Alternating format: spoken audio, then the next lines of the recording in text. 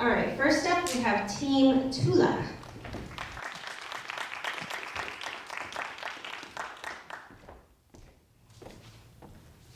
Good afternoon, ladies and gentlemen. My name is Zach Atkinson. I am Haley Bratton. I'm Jonathan Henry. And my name is Alexandra Ashmore. And we are Tula Consulting, and we are an external firm that Emma Footwear has hired us. And we've identified 3 strategies that we strongly believe are going to both improve the financials of the company as well as sharpen the value proposition with regard to corporate social responsibility.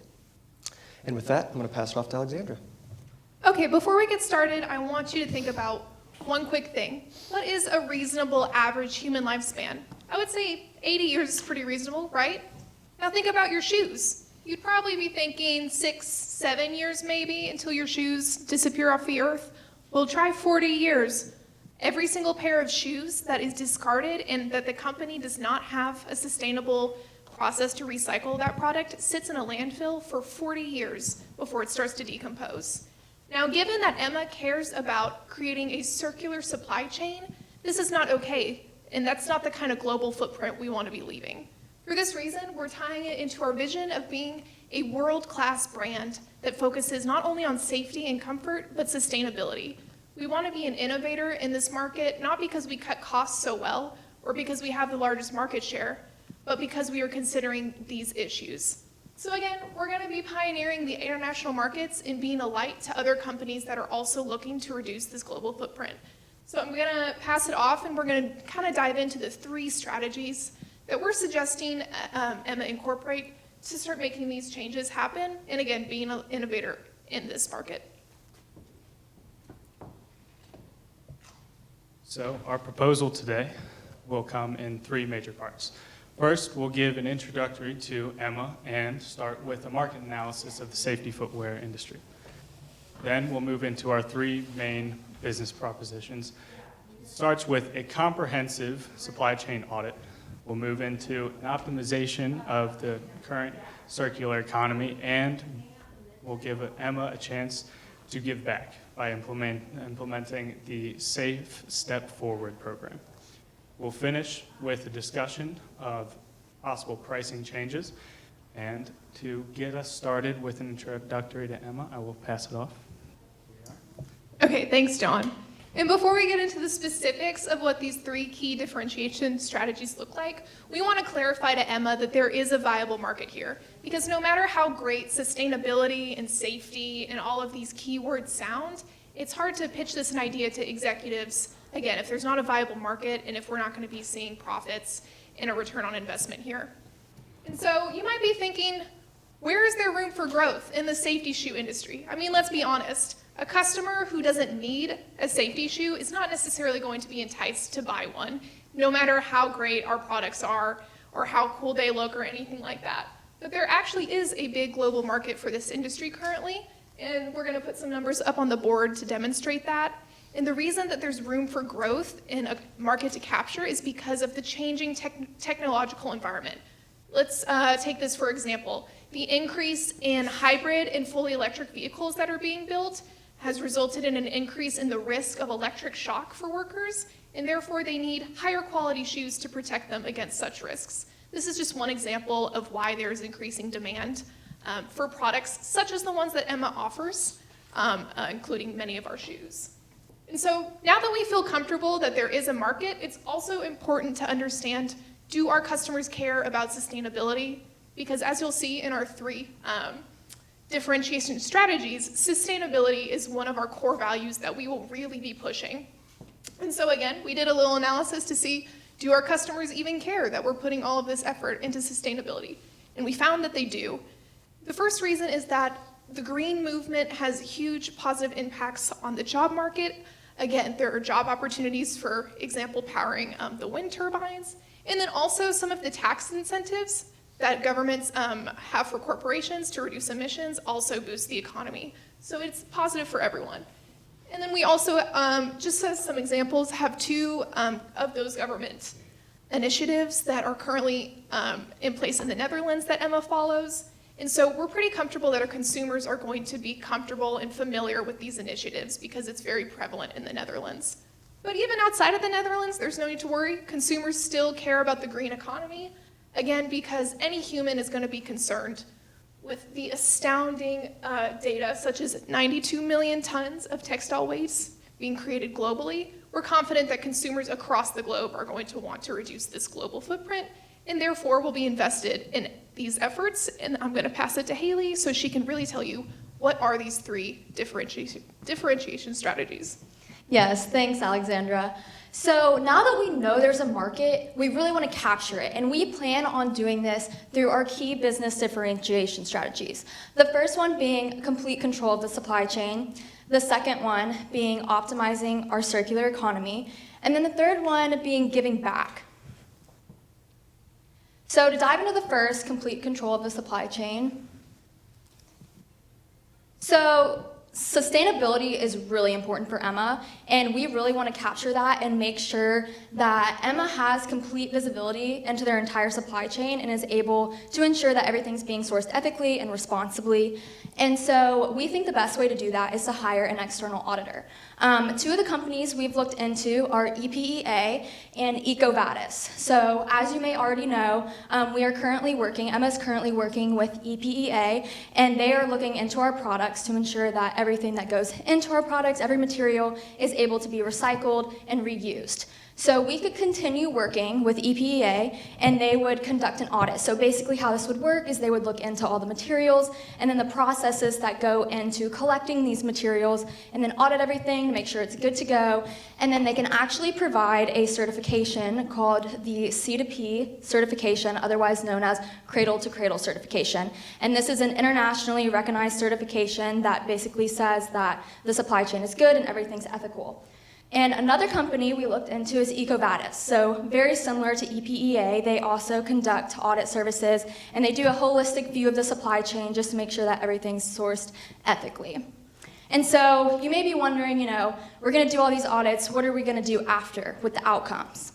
So best case scenario, we're going to want to congratulate our suppliers for doing so well in corporate social responsibility and really making that a priority. And then we'll also be able to market these sustainability ratings in a potential certification. And not only will that look good for us, for our consumers, but it's also just something we're really passionate about, and we want this in our company. And then worst case scenario, we would need to highlight some improvements within our supply chain, and we could work with these auditors to incentivize ethical sourcing within the future. So now for our second one, we're going to talk about optimizing the circular economy. So the CFA program, if you don't already know what this is also known as the Circular Footwear Alliance. So Emma currently does this CFA program, but they only do it for big companies. So basically how this would work is they would put a box that looks like this in their company, and then their workers would be able to come in and deposit their used shoes, and they would be sent back to be recycled and reused.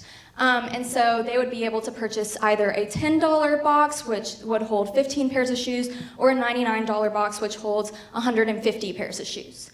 And so we think this is a great opportunity to really extend our circular economy, and we want to expand this. And we want to expand it specifically into small and medium enterprises, otherwise known as SMEs, specifically ones we currently partner with. So as you can see on this map, these are all of the locations of our current dealers.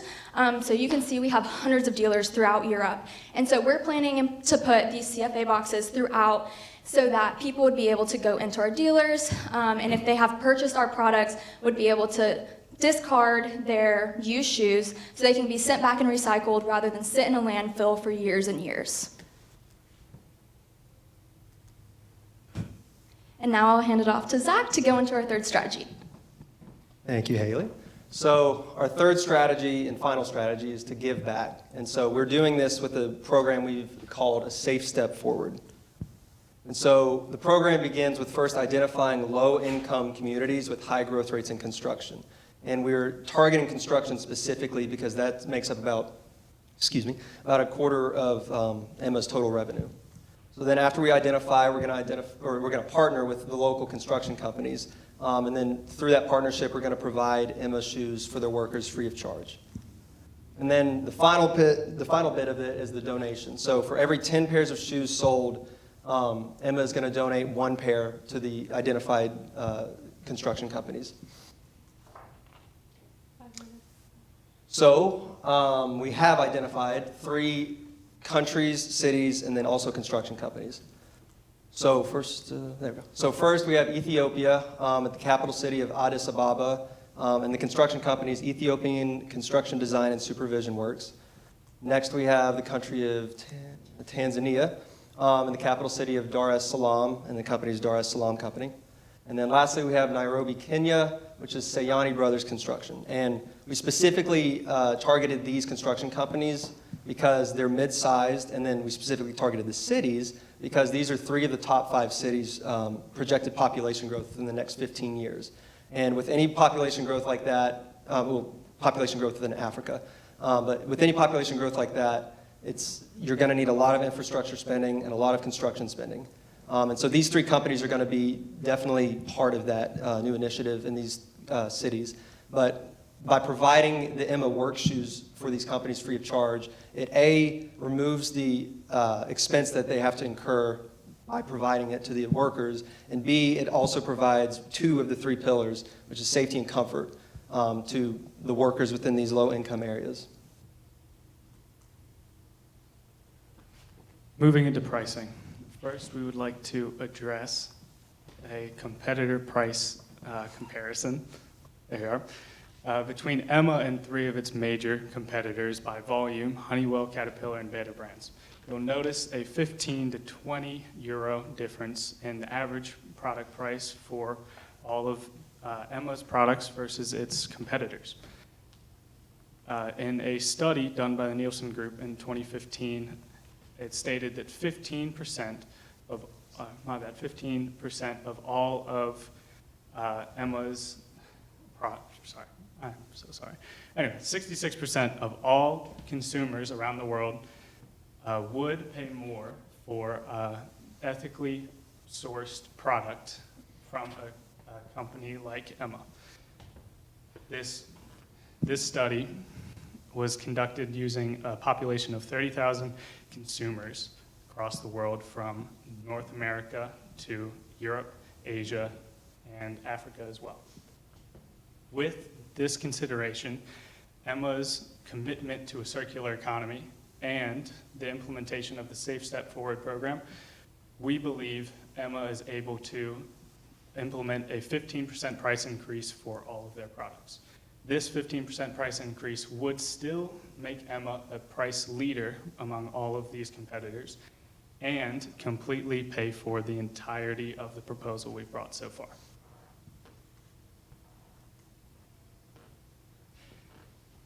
So, not compromising on any of the 3 pillars that Emma has of safety, comfortability, and circularity, this proposition is able to set Emma up to better perform in the entirety of the safety footwear market and be able to support more social and environmental changes.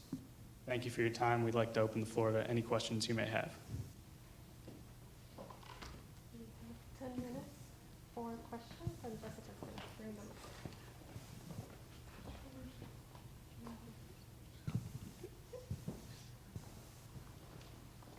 Thank you. Great presentation.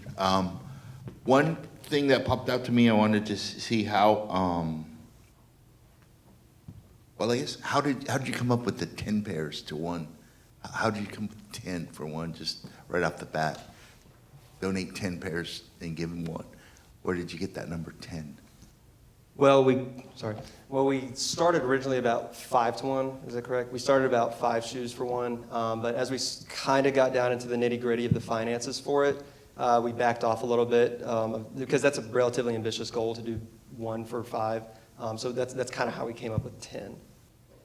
You also looked at the population of those cities as well, remember, and that we'd be able to Yes, that's another thing. Good point, good point. Yes, so these construction companies also are, because they're mid-sized and they're not employing tens of thousands of people, 10 to 1, or if we had done 5 to 1, we would have filled up their like workforce relatively quickly. So we backed off on that, and that's another way we came up with 10 to 1.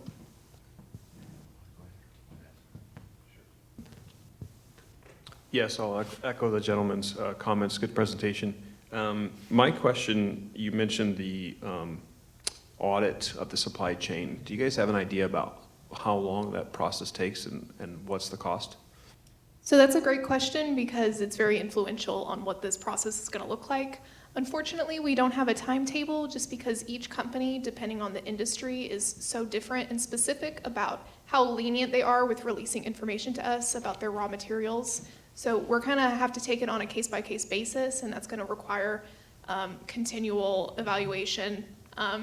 Hopefully, the audits are a one-and-done process. So unless something major changes, we will not have to upkeep the audit process. But in terms of giving you a set number on how long it takes in that initial audit, we unfortunately don't have an answer, but it's a great question. Following up on the audit cost, are you going to absorb those, or are you going to charge your suppliers to be part of the program of sustainability to recapture some of that, the costs for audits? And did you look at any other, say, competitors that you could benchmark on what they do for sustainability as far as their audits, as well as looking at other options to saving money? And on the audit side, is it going to be audited yearly, or is it an ongoing audit to get to a certain point? Your plan, I think, was to 2024. So as far as, the audit process, it's not necessarily going to be a yearly thing. Like Alexander said, we're kind of going to want it to be a one and done thing. So if we need improvements, we're going to continue to work with our suppliers to make those improvements, but not necessarily audit them again, just kind of work with them to make those changes. One company that also does this audit program is Clorox, completely different industry, but they also do this audit program, and they go all the way back in their supply chain, and they currently work with their suppliers to do the same thing, and it's been very beneficial for them because they are also very focused on sustainability, and that's such a big pillar in their company, as well as Emma. So we think it would be a really good opportunity just to be able to incorporate sustainability throughout the entire end-to-end supply chain. And if you don't mind me asking, what was the other part of your question? Oh, as far as any absorption of the audit cost, are your suppliers going to share any cost of getting on the sustainability audit program? Yes, so I believe initially we're going to absorb that cost because that is something that's so important to us. And our suppliers are already not really wanting to release a whole lot of information. So it would be nice if they would pay for that, but ideally it's more ideal for us to absorb that cost, so that's what we'll be doing. I pulled up really quickly on the screen. You had mentioned comparing to our benchmarking against competitors in terms of their sustainability programs. And so we mentioned this cradle-to-cradle process in the presentation, and this is kind of an overview of what that looks like. So I know that just saying audit sounds a little ambiguous, but we do have a process in place that is factual and, again, very thorough.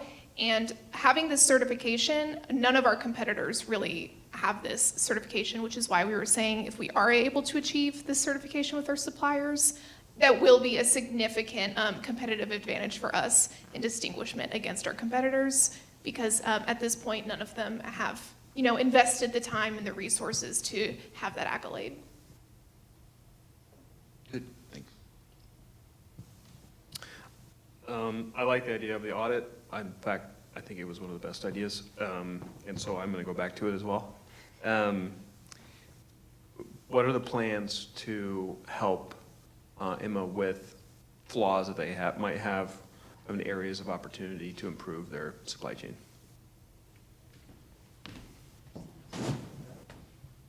So one of the reasons why we wanted to partner with EcoVadis to do this is they provide a total supply chain scorecard with everything under the sun as far as where that chink in the armor may be. They also offer a yearly audit process that they do So if we ever want to continue to grow with them, continue to better our supply chain, they are a great resource for us to get suggestions on where that chink in the armor may be. Does that answer your question exactly? And then maybe the follow-up question to that is, how are you going to take the results from that audit and the lessons that you've learned and implement it to satisfy the issues that Emma has and the questions that were presented in the case study? I wish I had a mouse to find the exact slide, but there is a level that Emma is using. It's called the ABCX certification, and it looks at the materials that we put into our shoes, and it gives it a rating, A being optimal and X being unacceptable. And this is seen through our change from eliminating PVC and valuing materials such as rubber instead. So again, there are criteria for improving, and it's not just an ambiguous process of hoping to improve the process somehow, but we have criteria in place to do that. And so again, it's very cut and dry how many of our products are still using these materials versus the A optimal materials. And so those are some of the ways we plan on improving the supply chain, and that has resulted in a better shoe. For example, the insole of our shoes are made with 5 or less materials. So again, these are tangible things that we can benchmark with our suppliers. The slide basically just showed which each letter stood for, the A to X.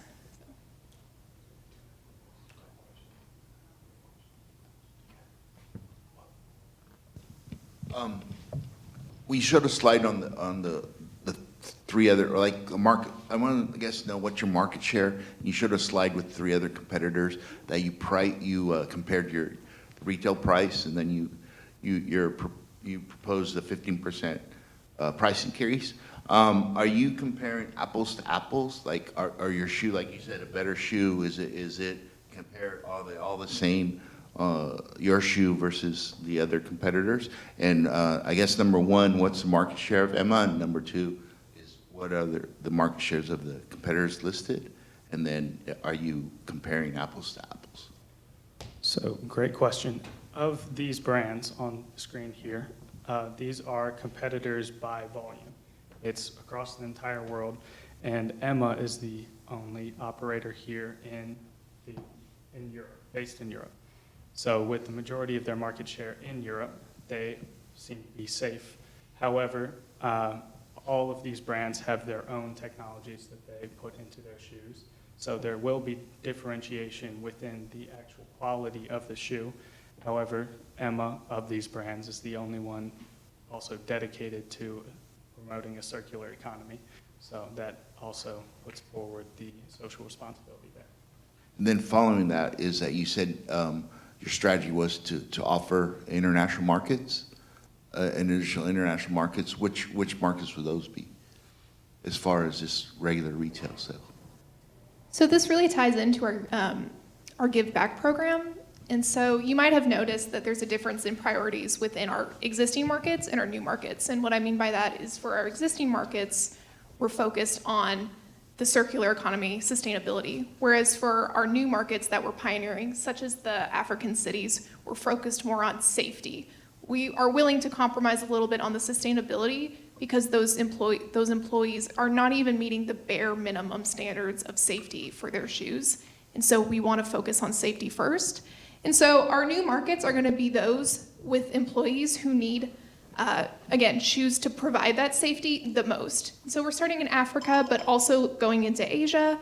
And again, if the consumers there are receptive to our shoes, then that's when we're going to start implementing the box program and such as that, and build our network that way. We think it's a really good segue to introduce ourselves into the market, again, by showing that value proposition of safety and not just coming in and pushing sustainability on employees who don't even have shoes to begin with, if that answers your question. Thank you. So we're out of time, but I did want to give a little bit of feedback, if you don't mind. I thought you guys did a good job overall. It was well organized. It was well presented. I have the privilege of being able to look over the clock here, and it took about 10 minutes, which is halfway through your presentation, the time that you allowed, to actually throw out one of your ideas. You spent 10 minutes in your preparing for what you were going to talk about, And so it left me wanting to hear what your thoughts were, how are you going to solve the challenges of this case study. That's number one. Number two is I felt like there was a little bit disconnect to the challenges of the case study. You did address some of them, but not all of them were that addressed. Your best idea was the pricing. 30 million euros per year, and you add 15% to that, that's 35 million euros. That's a lot of money, and there's no cost associated to that. I'm a finance guy, and so that's where you get this, and you alluded to it at the very beginning, and I was really hoping that you guys were going to come back to it. But the first or second sentence of the case study, it talks about that they were kind of in a precarious financial situation. And so it was right out the beginning, and that wasn't really addressed. You almost addressed it by saying that you're going to increase pricing, but I would love to see the results of what the economics would change of the business and what the impact would be.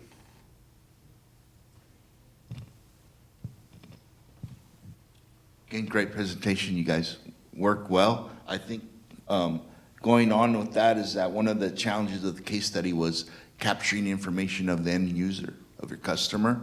And I was trying to see maybe with the box program that you guys implemented, maybe that would be an opportunity that you could implement that, capturing some customer data as they turn in their shoes.